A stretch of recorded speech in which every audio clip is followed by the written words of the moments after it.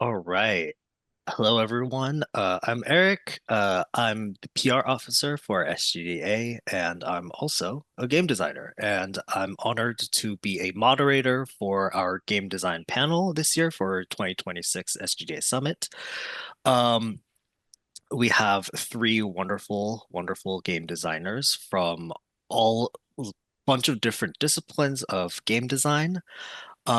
I will be asking them a couple of questions, and as we wrap up, I will also field some questions from the chat as well as the game design panel summit event channel on our official Discord. So if you guys have any questions, please feel free to leave them there.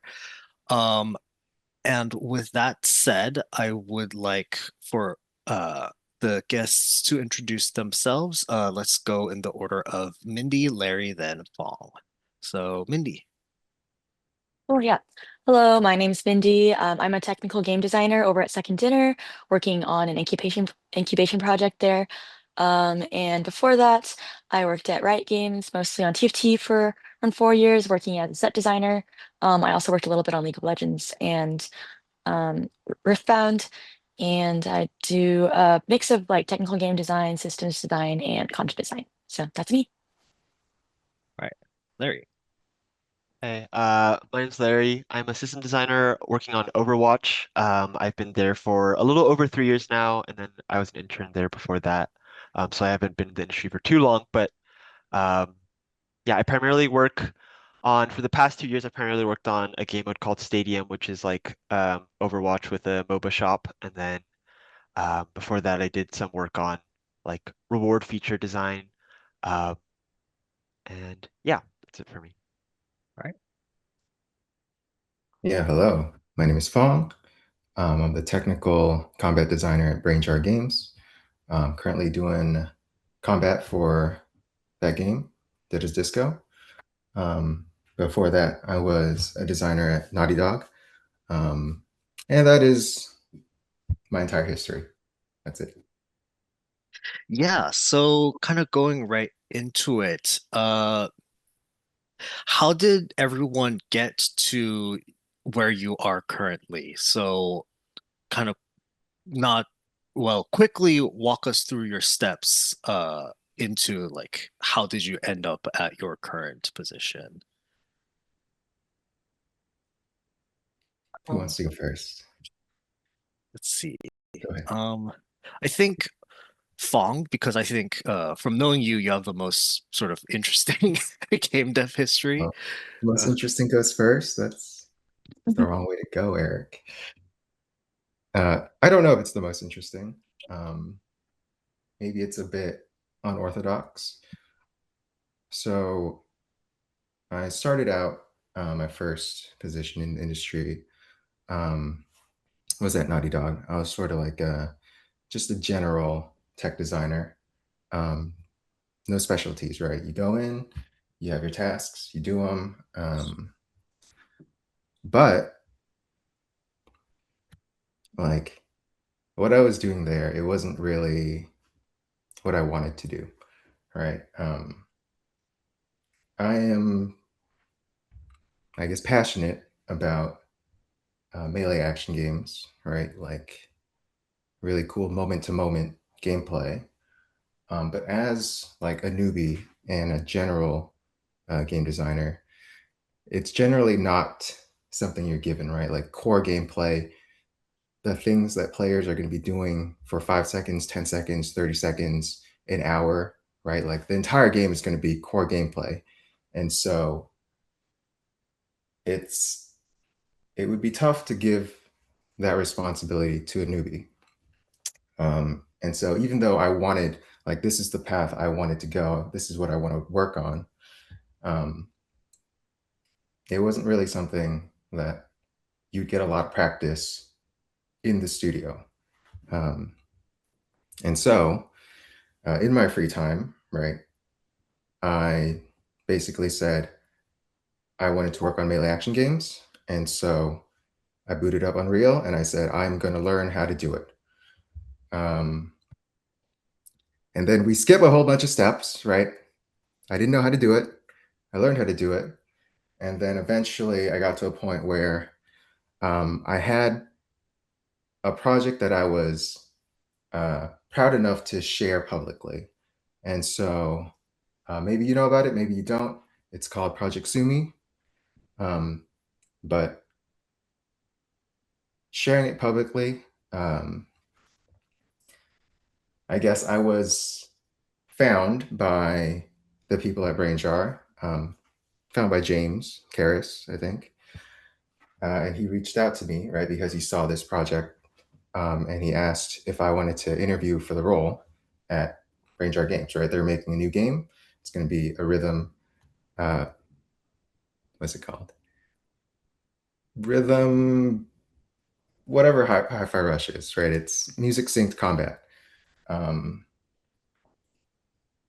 and so, right, I said, yes, I will do it. I will totally take your money and I will own the entire combat system for you.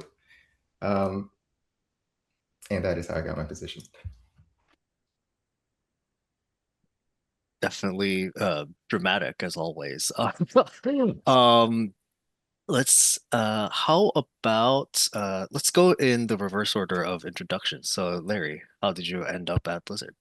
Uh, yeah, I can share my story. It's uh pretty normal, I think, or pretty like normal for someone getting into the industry. So I interned there I want to say 4 years ago, going into my senior year of college.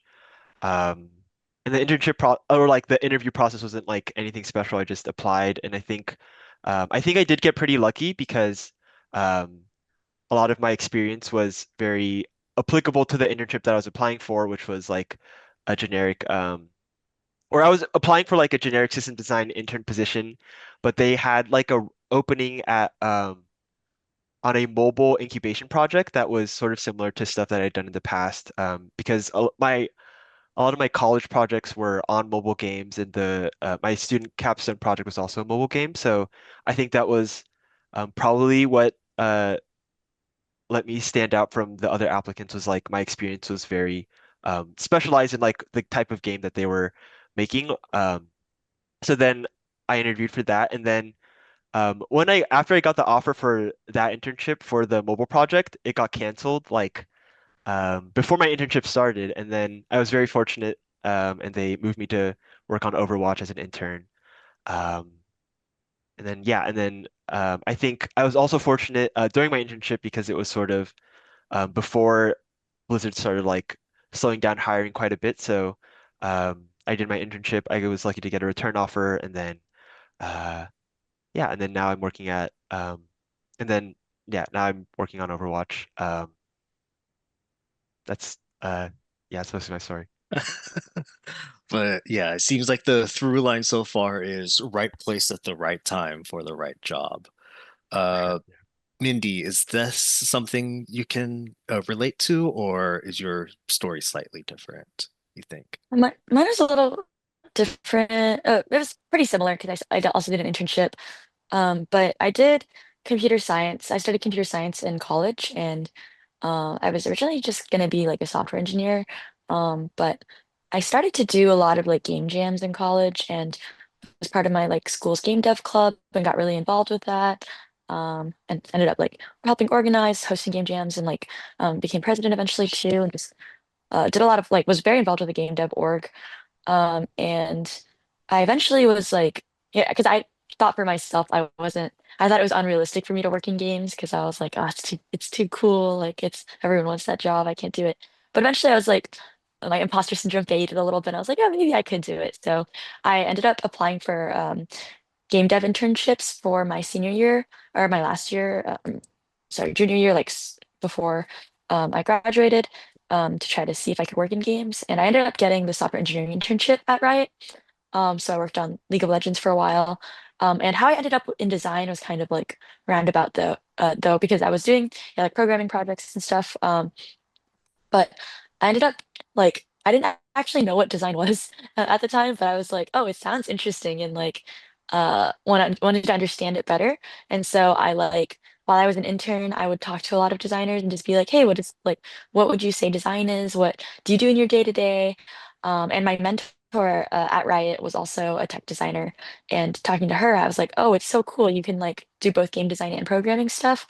And I realized that like game design is kind of something that I'd always done when I was doing game jams and stuff, like always like trying to figure out what the theme was and what cool mechanics you could put in and kind of like rallying people to an idea and figuring out the specifics of it, all of that. So that kind of made me realize like, oh, I like game design and want to do it. And well, I didn't know if I wanted to do it like professionally. I was just like, oh, that's cool. But I was just like talking to people about what they did. And then I ended up talking to another higher up designer at Riot, and he was kind of like, oh, you seem interested in design. Do you want to do a design test? So I ended up doing that and getting the offer for being a tech designer or software engineer. They kind of like let me choose, which was really nice of them. And I ended up choosing the tech design role because I was like, um, yeah, like just ultimately I like, deciding the thing, making the thing, and getting to do programming and like technical stuff behind it was also really fun. Um, so yeah, I ended up working at Riot for a while. And then my move to Second Dinner was only a couple months ago actually, but I was like, I want to just kind of like work on different projects and stuff like that too, and kind of see what it's like working on like R&D games and like the mobile game space. So that's kind of how I ended up where I am now. Yep. Right. Um, I think, yeah, honestly, it does seem like the through line is, and from my personal experience as well, I can speak, a lot of people's sort of first foot into the door is very much being at the right place at the right time, doing the right things to get to where you're at. Um, so kind of going along this thread of how you got here, what are some things that new designers are often unprepared for when they're first starting out? Whether or not like they're landing their first like internship at a big company, or maybe they're landing an indie contract after graduating, um, or I can maybe rephrase this question as like, what's one piece of advice that you would give to your past self as you were like just starting out? Um, yeah, let's start with Larry. Sure. I think so. This is like after someone has gotten or their first job in the industry, like after they've gotten this. Okay.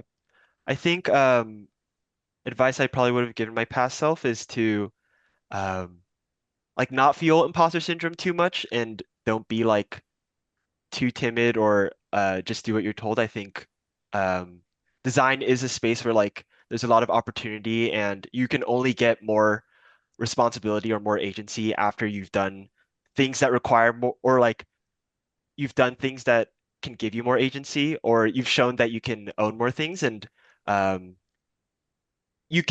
over time, you naturally will own more things just as the team like trusts you and you've done more tasks. But I think you can sort of speed that up a bit if you take the initiative more and um, just speak out more or pitch your ideas to people. Like even if they go nowhere, I think it sort of plants some seeds that will help you when the right opportunity does come up. So yeah, I would definitely tell myself like to just put myself out there more and not feel like uh, that I don't know that I don't have what it takes to like own something or like I'm too novice or too junior to own something bigger because uh, I think yeah the only way you can own more things or get more experience is by like putting yourself out there and uh, trying new things.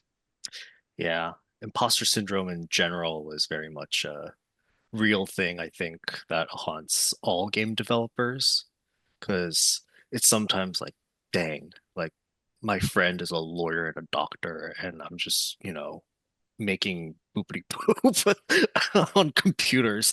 But then you realize that all those doctors and lawyers, after they go home, they need to play video games, and you realize you're doing something for this world. Um, right. Bong, how about you? What's something that new designers are often unprepared for? Like, what were you unprepared for when you were first starting out? Hmm. I'm gonna say count myself at two things. First thing is I agree with Larry very much. Is I should have taken more initiative, right? Like when you first get in, you're like, what am I? Right? Like, do I deserve to be pitching ideas to like fucking AAA studio making like $1 million games, right? Um, so yeah, do it. Fucking put your ideas out there. If you get rejected, who cares? Who cares? Try again. Maybe you'll get something in. Um, Second thing, controversial. Um, it's so what you hear about work is real, right? Like maybe you join a game studio, but um, it's still work, and work things do apply. And so, if you work hard and you work fast, you may not be rewarded with more money or a better title, right? You will most likely be rewarded with more work or other people's work. Um, and so, I guess my initial lesson from that, right? I thought, so why work hard, right? Like, what's the point? Um, why try if you get nothing from it? But I think that is the wrong lesson to take. Um, because if you are purely motivated extrinsically by the promotion, by money, um, then yeah, right? Like, if that is your goal, then you should work towards that goal. Um, and working hard and fast is not the right way to get to that goal. However, I want to make something great, right? I really want to make really cool things. And so um, I don't work hard and I don't work fast because I expect that will land me more money and a better title, right? I do it because I've decided that um, this is the time I get to take to train myself, right? I'm being paid. So I'm going to take this time and I'm really going to try my best to make the best thing that I can so that I'm prepared for the future when I actually try to make something that I really believe in. I am more capable of doing it. And so, how do I summarize that? It's don't work, don't work hard for your company, right? I shouldn't say that. Totally going to get blacklisted, but work hard for yourself, okay? Because you want Yeah. to do great things. I think if you want to like rephrase that into something, safe for work would be Oh, safe for work. no, like like it's more like safe for employers. It would probably be don't work just because there's a dangling carrot of you know, employment and job. Work because you really Yes. believe in it and like you're working for yourself, right? Yeah. Interpret that however you wish. Um, kind of Mindy, do you have anything to say on this matter? Uh Yeah, dang, y'all's were so deep and philosophical. I was like, mine's a little more tactical of like, I think when I first started doing design stuff, I think a big thing that I found helpful as someone that's like maybe a little bit more on the like strategic and mechanical side was how important it is to try to get your idea across um to players when they're playtesting your stuff.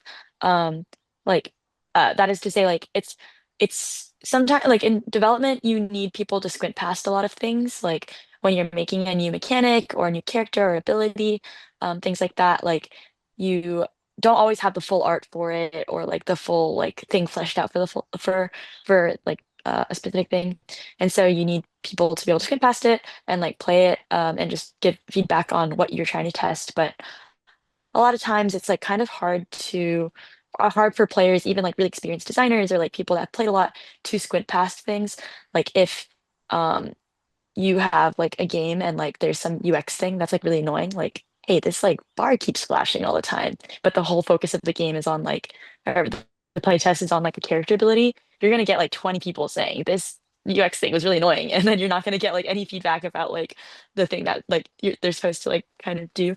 So it's kind of really important to think about how you present and play test your work in in the light that will kind of work best for players and like within the dev team too. I think that's like a big one for me, just especially because I'm always like, oh yeah, like we'll figure out the art stuff and like the presentation like later, but that part can be like some of the most important bits for making sure that the playtest is successful. Um, yeah, and I guess like from a more philosophical standpoint too for new designers, um, I don't know. I think it's like the world of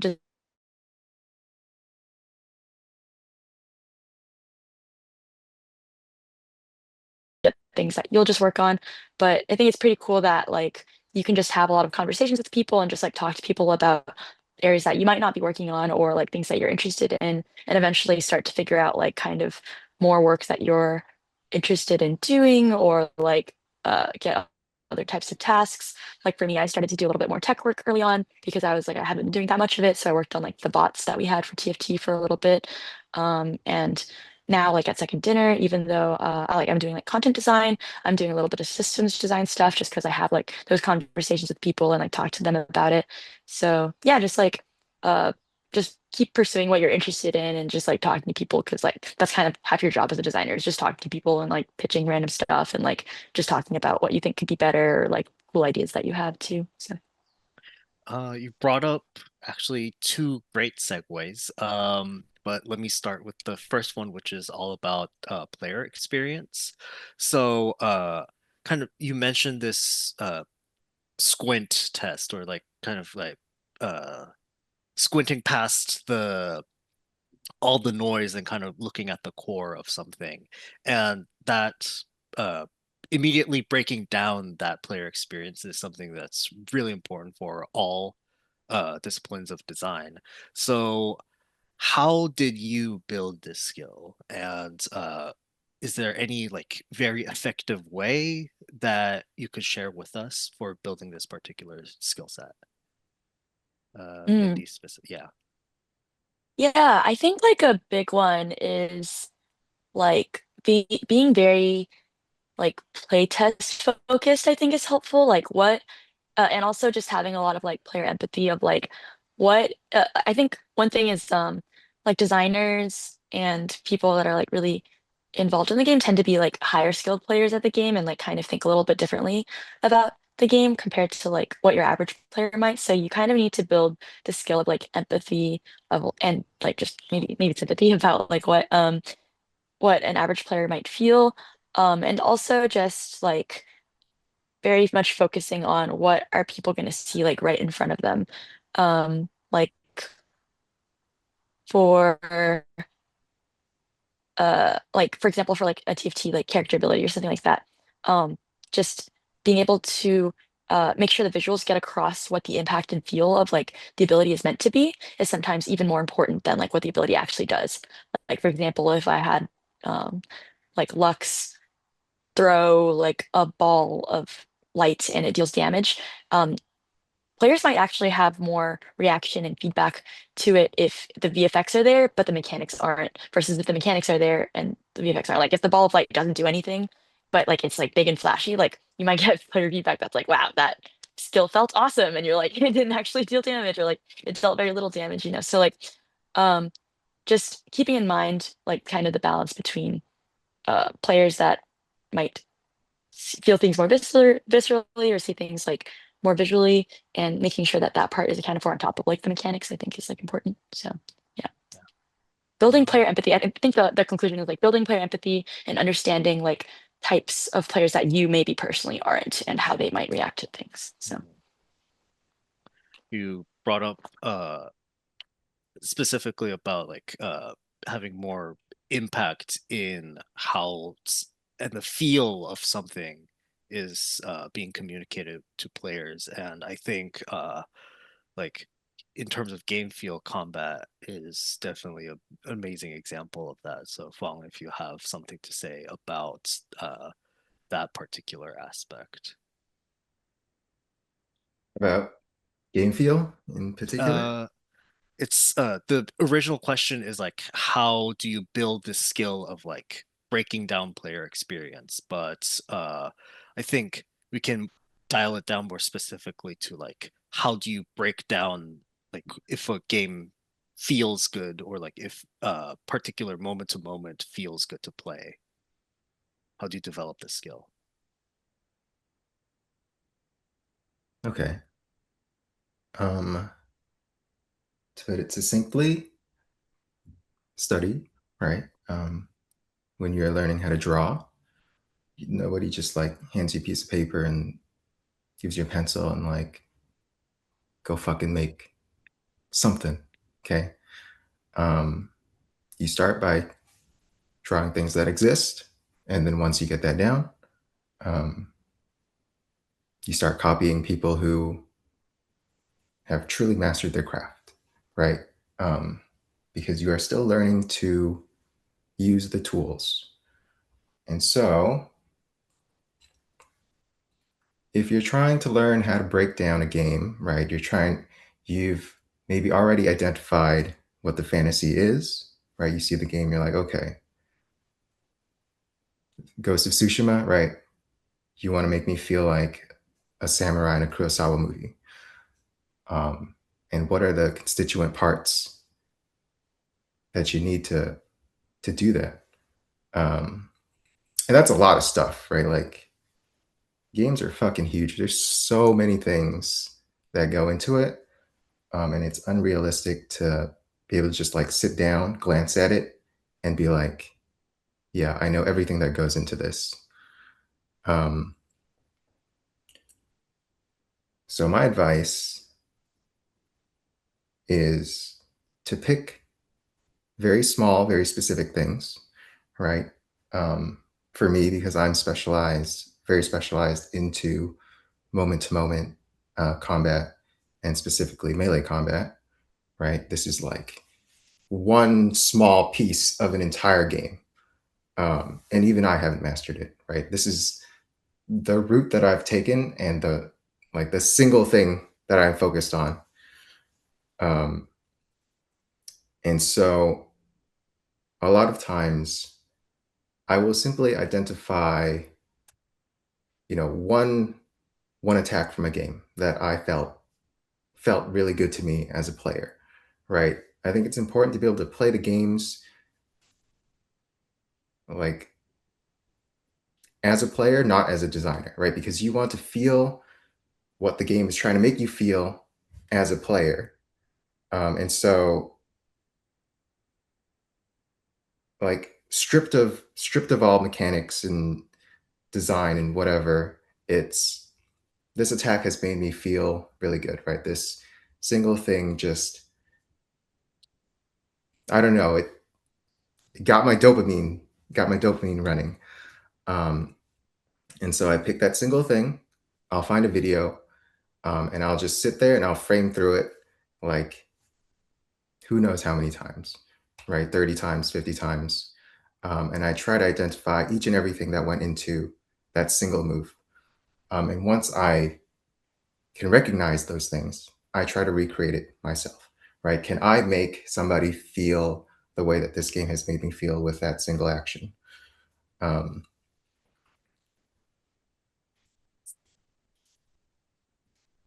and yeah, you just do that over and over and over again. At some point, you'll be able to skip some steps, right? You're like, okay, I've seen this. I know, like, I don't know, I know hit stop exists. I know input buffering. I know there's radio blur.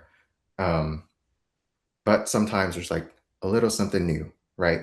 And so you can skip a lot of steps once you've sort of done this so many times and focus more on what's novel and what's new. Um, feel like I just went on a tangent there. So, Eric, get me back on track. Um, Something that Mindy also mentioned is building player empathy, and I feel like Larry, a quick plug to your GDC talk here is you mentioned a lot about how you were very much receptive to player feedback online, and that influenced a lot of your design decisions going into Stadium. So, what can you say about like how do you sort of build the skill of taking in feedback, whether it be like playtest feedback or like game meta balance feedback, and like how do you filter the actually good feedback and like what you should consider noise, basically. Uh, yeah, I think um, usually when we filtering feedback, the thing we look for the most is um, uh, I guess like how does it help us achieve certain goals? Like for every patch or every update, we have like a set of goals, which are usually like problems we're trying to solve.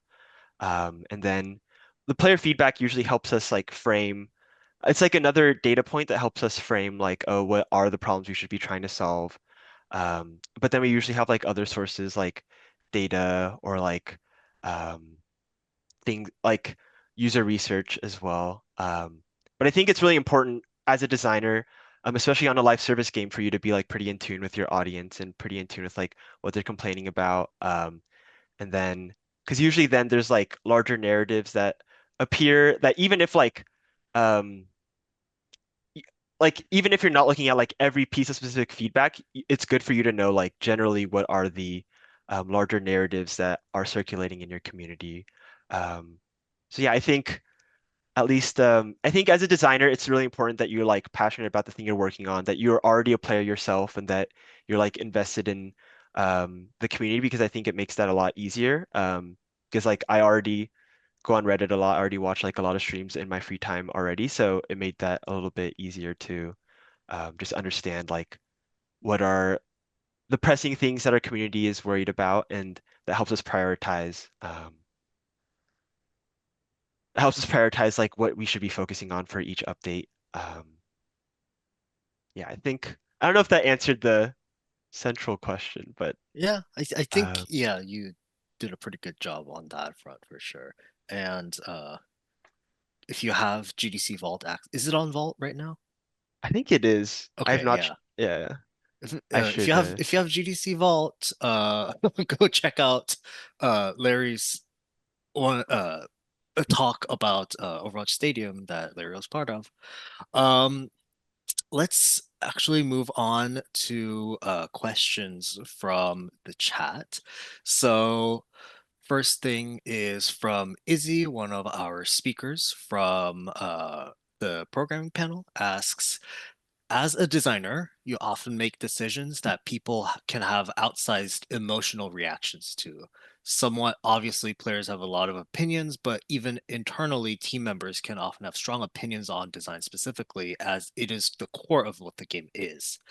How do you navigate justifying or defending your decisions as a designer through a high level of noise and a lot of stakeholders? Uh, it's really up for anyone's grabs to answer that question.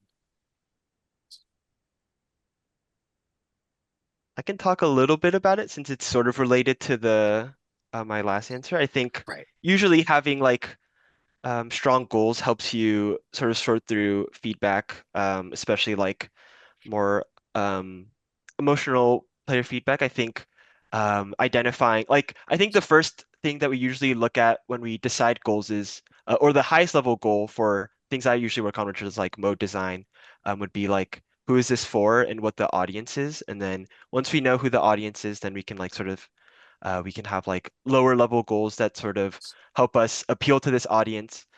So I think that sort of helps frame some feedback. Like if someone has a very emotional response to something, um, it can be helpful context for like what type of player um, that person who gave that feedback is.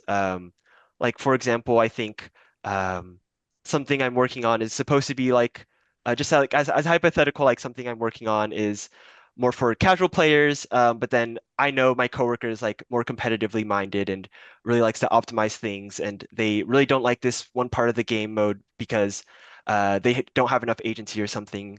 I think you can sort of filter that a bit by understanding like what are the core goals of your mode? What are the is he like actually your core audience? Is it maybe okay to make that trade-off of like this is not going to be as enjoyable for him because they enjoy like mastering things and do we think that trade-off is worth it? So yeah, I think goals for me usually help figure out how to de both defend or like respond in a way that can like validate their opinion, but give reasoning or context for why we made certain decisions.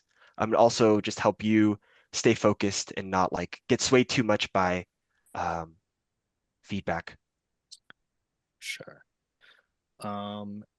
Me, if the other you two have any responses. Um, Yeah, I think yeah, especially working on like games where balance is really important and they're like live and players have a lot of opinions about things. We get a lot of um things that like players will say and give feedback on, but some stuff is like you kind of filter it because is it doesn't quite like make sense and you kind of know that internally. But yeah, like in terms of like while developing stuff and like opinions between devs, I think Larry just kind of like talked about it mostly like just having goals is just really important because you basically want to just have like reasons for everything, like and be able to point to things like not it's not never objective, but it's a little bit more objective. Like it's always going to be an art and balance of what what is good and if something does achieve a goal or not. But as long as you have the goals laid out, and you can agree on them, you can kind of point to those and kind of be able to have like framework and signposts to kind of like discuss. And then the discussion between becomes more like, hey, if we do want to achieve this goal, and then another one, like how do we balance the two? So yeah, I think you kind of hit the nail on the head right there. right. So Um, let's see. I think actually this question is very pertinent to Mindy. From Sebastian, one of our panel moderators, what advice do you have for a recent grad that is trying to find their way into the games industry and into a tech design systems designer role? I know several folks found their way into the industry through internships, but as someone who wasn't able to land any games internships, I worry about how I'm going to prove myself as a designer. sure, yeah, I actually, yeah, there's like a bunch of paths into becoming a tech designer.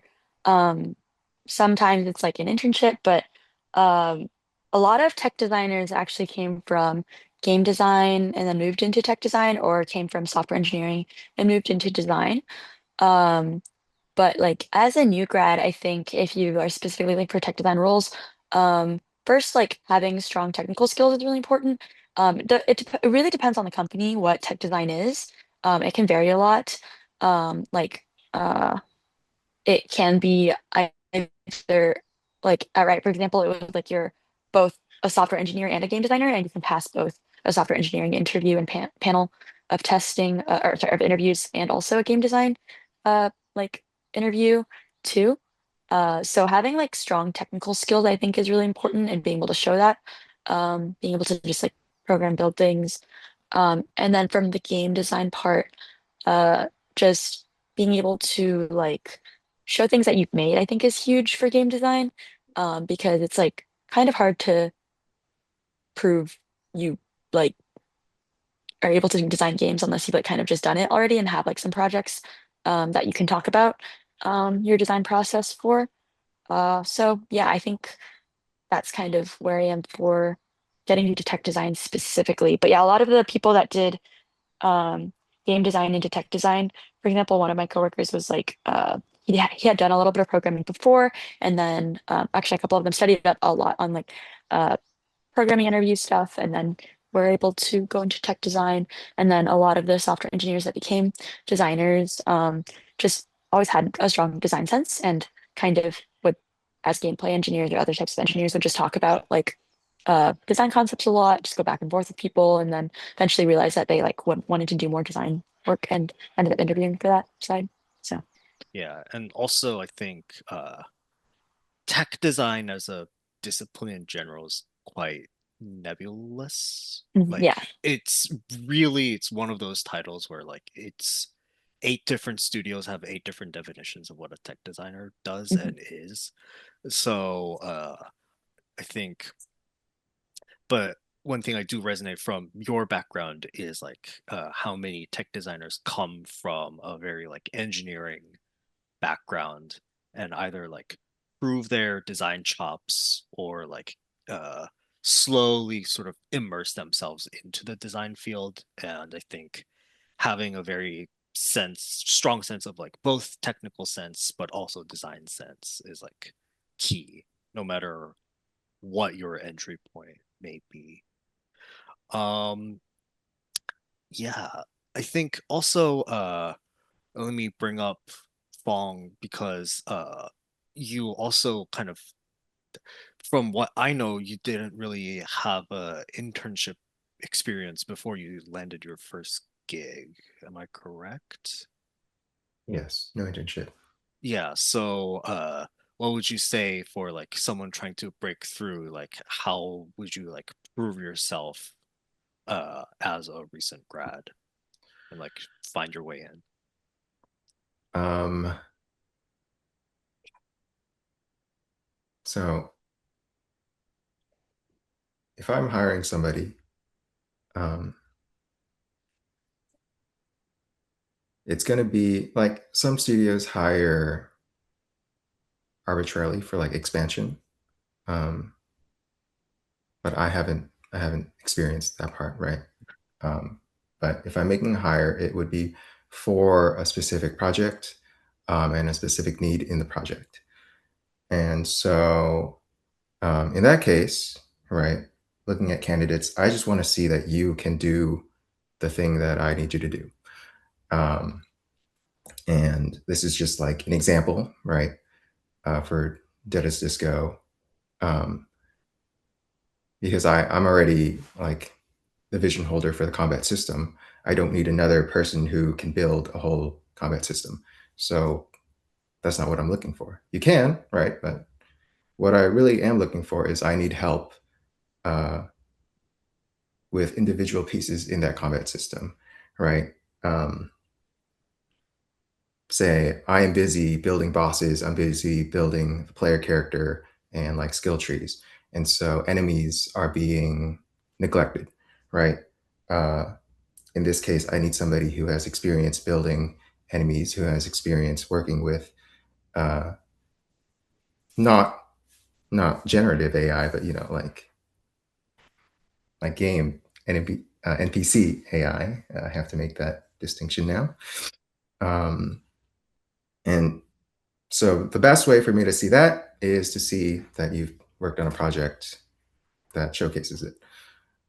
Doesn't have to be professional, right? Like Unity, you can download for free. Unreal, also for free. Godot, free.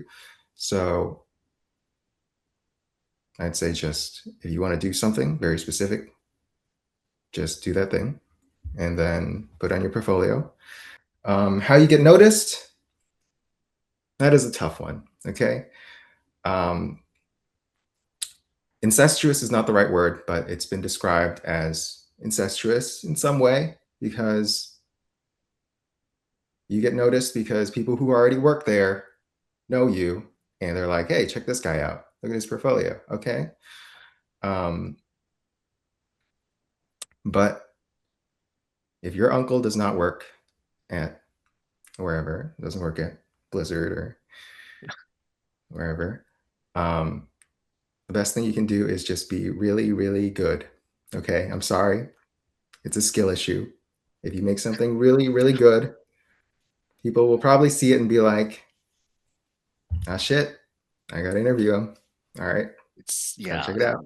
it's either So, I'd say let me if I may rephrase that a little bit, is it's both a skill issue, but also a power of networking. You Yes. just have to know people. And I think especially this particular field is very small, I want to say. So like just the power of knowing the right person is very, very powerful. Um You do need Eric, both though, right? yeah, Like the networking will get you to the door, right? Whether you get in is up to you. that's up to you.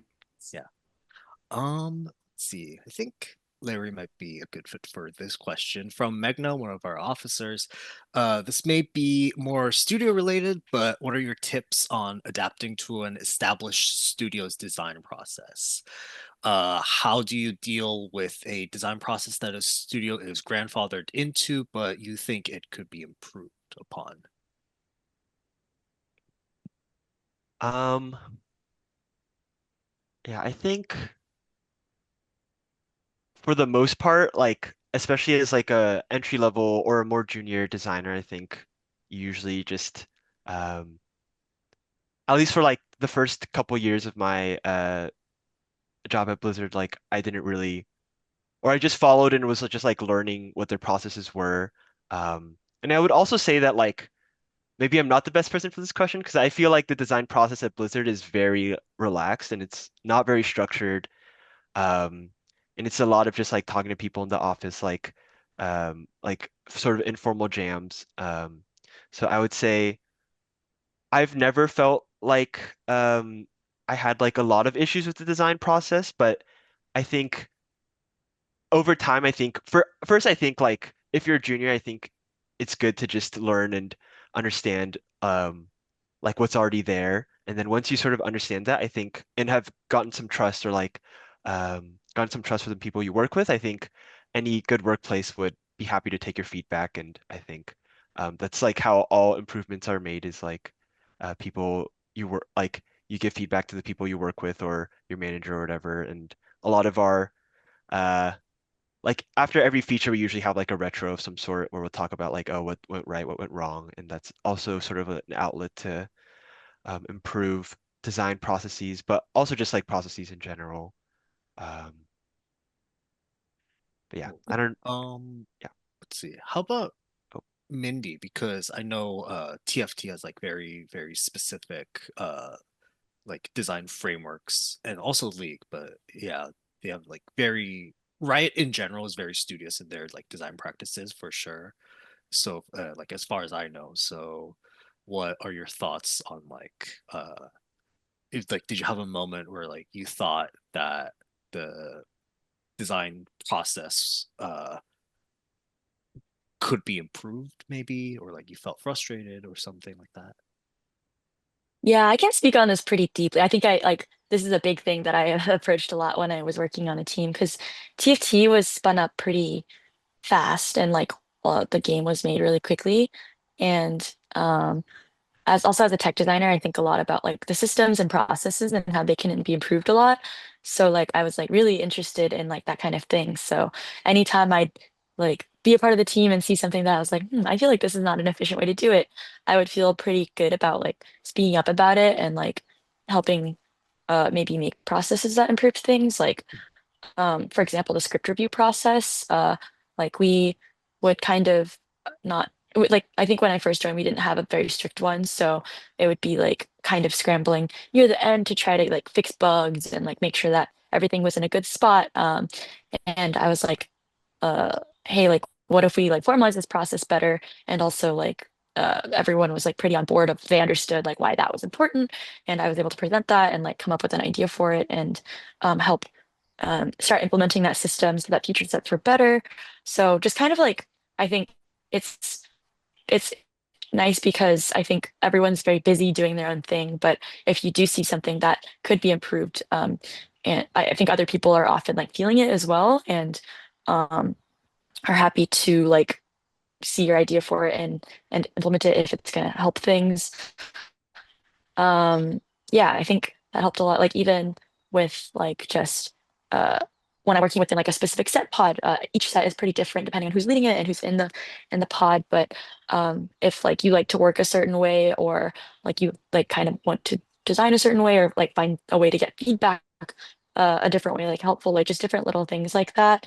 I feel like people, especially when working in games, are very receptive and communicative and flexible with a lot of things. So if you have like a need or an idea, like speaking up about it, like people are also very opinionated on things, so maybe they won't always agree, but if you feel a specific way and like and you think that something will have an impact, chances are other people will like kind of agree and also be happy to like help accommodate or like test out your idea for stuff too.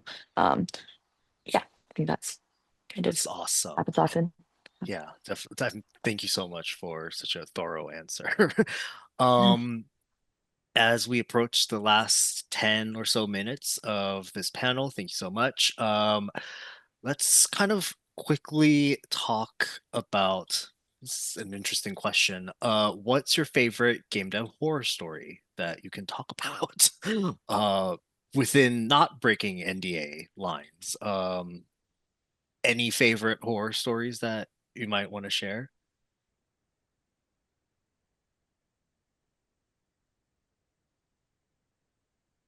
If lips are sealed, then that is fine. But I don't really have any. oh Um, wow. yeah, fortunate. Having Uh, blessed. I don't think I have any like interesting ones, or I think these are supposed to be like funny, but I don't have any like really funny ones. Yeah. Yeah, I But kind of feel the same. I'm just like, these are just like kind of frustrating or like not interesting to share.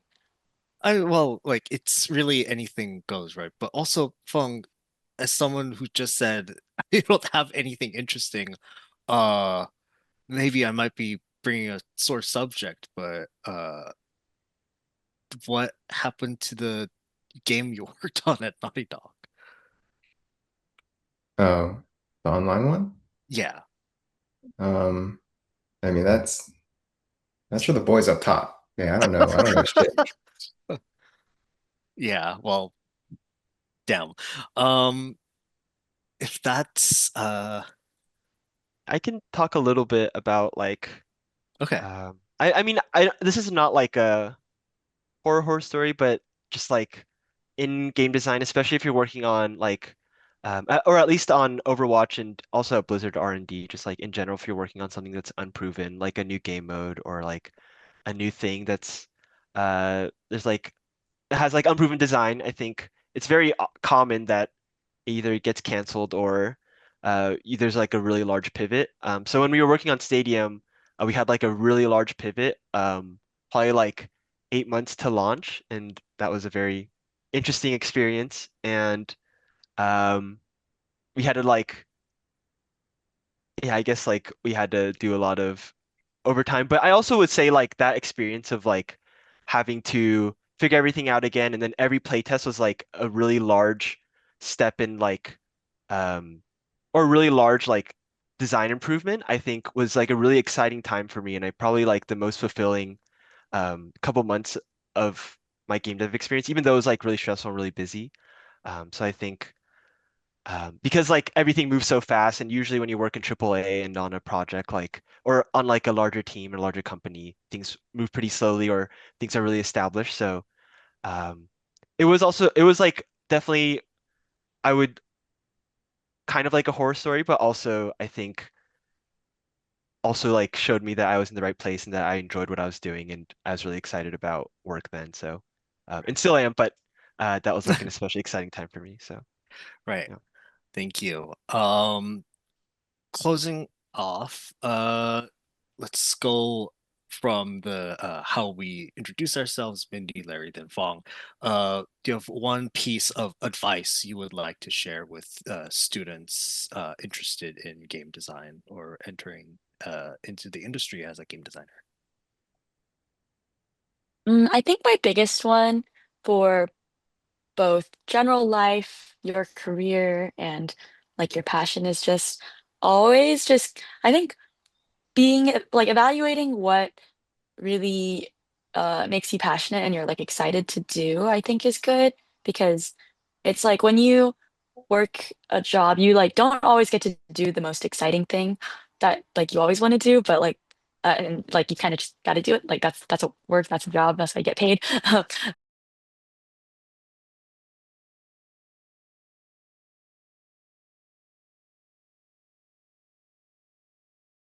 Enjoyed doing game jams while I was working at Riot because I liked making little weird little things on top of making like games that and like content that like millions of players are playing. So it's cool to kind of get to be able to do both.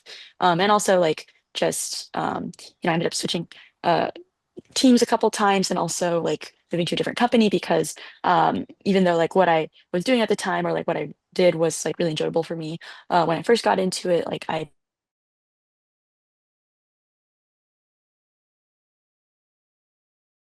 just making sure you like check in with yourself once in a while on that is good.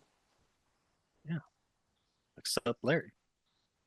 Um, yeah, I agree with Mindy with a lot of that. I think it's pretty important to, especially like for the longevity of a career, I think it's pretty important to find balance between work and your other stuff. I think design especially is sort of a field where it can be pretty like all-consuming because there's never like a perfect design and there's always trade-offs and there's like infinite things to think about. Um, so I think it's important to find some separation or find like whatever balance works for you. I think um, yeah, definitely do that so you don't burn out. And then I think definitely find what you're passionate about. Like within game design, I think that also um, is really important. It's probably pretty obvious, but I think like for the first year of my career, I was working mostly on like reward design and or like progression design, which I wasn't like super excited about. And um, I think like the difference between like how excited I am to go to work and how excited I am about like I guess um, just like my career in general. Changed a lot like once I started to work on Stadium. So I think finding opportunities to figure out what you really like and finding ways to get there, I think, is important. So I guess just know what you want to do and not just. I think when I initially started, I thought like, oh, just being in game design is like what I wanted. But I think actually like what your day to day looks like and what you're actually working on is like super super important. And then I think for getting into the industry, I think um, also probably pretty obvious, but I think make lots of stuff. I think um, it's like easier than ever to make things. Um, there are so many resources online. I think I personally think like most there's no like really hard skills or like there's no like genius level talent that you need to like be a game designer or anything. There's not like that many hard skills. It's mostly just things you accumulate by doing lots of by making things or like doing through experience. Like it's not like being a doctor where you have to have like all these hard skills or have to spend a lot of time or it's like prohibitively expensive to learn how to do. So I think yeah, there's just make lots of stuff. And I think that's also like what you'll be talking about in your interviews or how you like stand out is just having lots of stuff and having things that are applicable to whatever you're applying to and like for my interview, for my internship, I just talked about like the student project I had worked on. So yeah, making lots of stuff is, or making games is probably the best thing you could be doing. Um, Yeah. uh,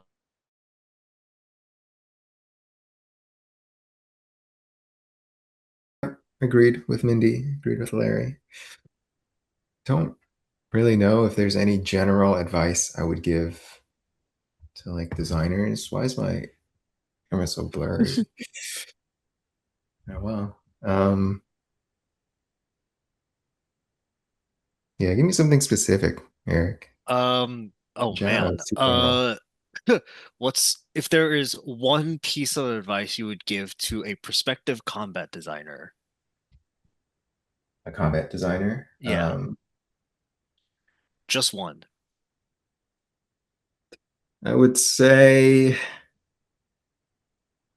first, combat design does not always mean the same thing, right? Combat could be like tactical, turn-based. It could be real-time melee action. It could be first-person shooter, right?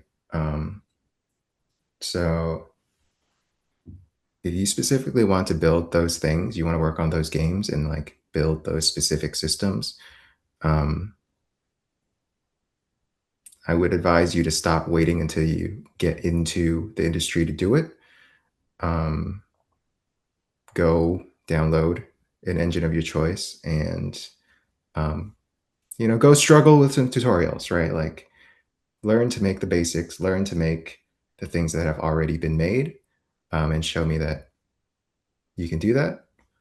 Um, and that will get you a lot of the way there. Um,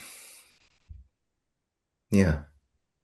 Also, Yep. be really good at it, right? Like, Oh just be man. really good at it. I'm sorry. That's what it takes. Uh, your middle name is Skildeth after all. Um, Maybe. all right. Again, thank you so much for watching the stream, and thank you so much for our panelists, Mindy, Larry, and Fong. And yeah, next up on our schedule will be more game showcases. So we will see you there. Take care. Bye bye. Well, Been thank a pleasure. you. Bye. Farewell, everyone.